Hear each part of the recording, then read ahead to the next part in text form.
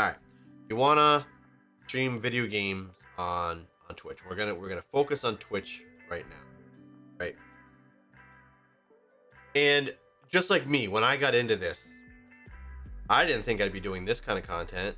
I thought I was gonna go off and play video games, the ones that I love, the ones that that I can do pretty well at. And I was gonna build a following and I was gonna be a millionaire before you know it. So that is that is what I thought was going to happen. And it didn't turn out that way.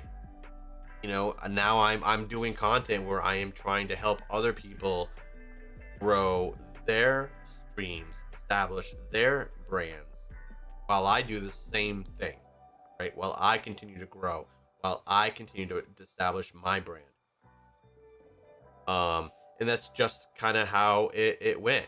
And one thing for streamers to realize when you're getting into this is things are not always going to go like you anticipate. They're not always going to go according to schedule, but you need to learn to be flexible.